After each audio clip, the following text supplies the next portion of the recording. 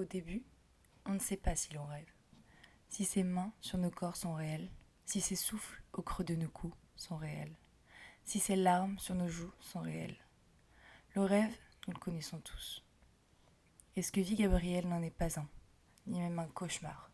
C'est tout autre chose.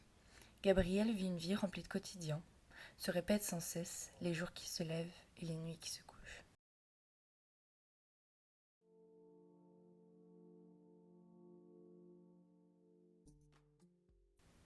Les matins tombés du lit, frisquets, avec assurance, les matins où l'on n'a pas envie et les matins qui n'en sont pas. Gabriel doit aller travailler, et tous les jours il emprunte cette même route, sous tous les temps, sous toutes les saisons. Et c'est cette même route qui l'a vu s'épanouir et se construire. Dynamisme et joie de vivre étaient ses mots d'ordre.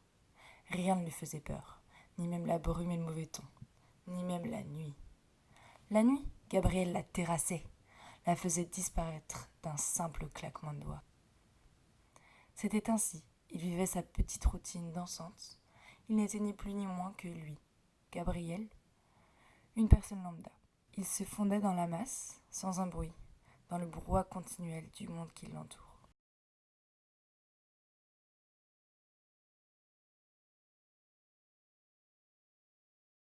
Mais lorsqu'il ferme les yeux, il est lui, seul et pourtant des milliers. Mais ce soir-là, quand la pluie battait la fenêtre, lorsqu'il s'apprêtait à sombrer dans les bras de Morphée, c'est la nuit qui le terrassa.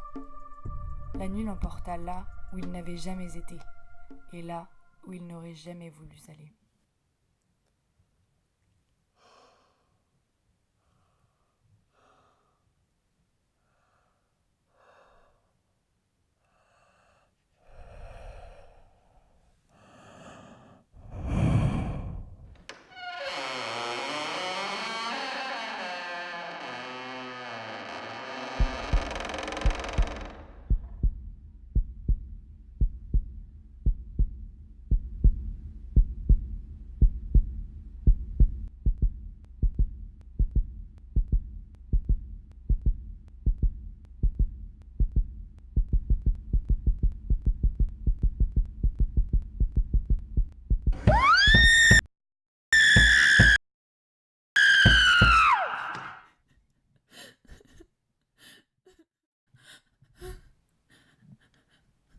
Les minutes d'une longue nuit défilaient, sous ses yeux écarquillés, la peur au ventre, le palpitant et le souffle court.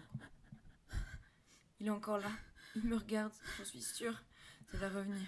Suis-je fou? Ces questions incessantes et l'angoisse le pétrifiaient. C'est ainsi qu'il fallut reprendre une vie normale.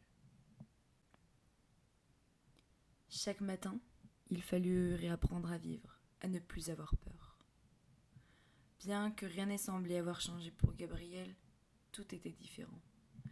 Cette rue qu'il empruntait tendrement depuis des années l'effrayait. Cette chambre dans laquelle il passait tant de bons moments le repoussait. Il avait perdu sa joie de vivre, ne dansait plus, n'était plus lui. Le vrai Gabriel était resté loin, très loin, perdu dans le temps, bloqué dans une nuit profonde dont il ne trouvait pas la sortie.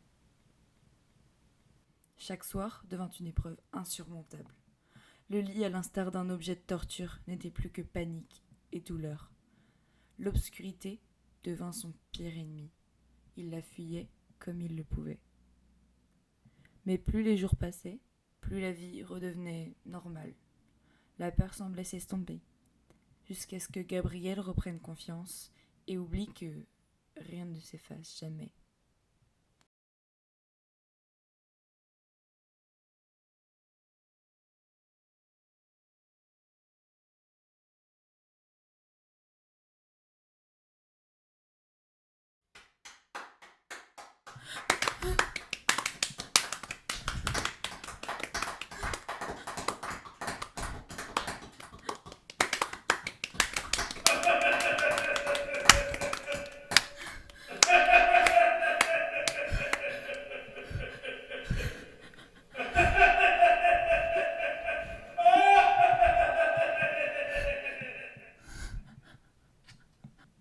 Au début, On ne sait pas si l'on rêve, si ces mains sur nos corps sont réelles, si ces souffles au creux de nos joues sont réels, si ces larmes sur nos joues sont réelles. À la fin, nous savons que nous ne rêvons pas, mais que ces mains n'existent pas. Ces larmes sur nos joues, elles, sont bien réelles, et ce sont ces mêmes larmes qui ne cessent de couler dans chacune de nos vies. Gabriel n'a pas d'âge, pas de profession. Il est toi, il est moi, il est nous.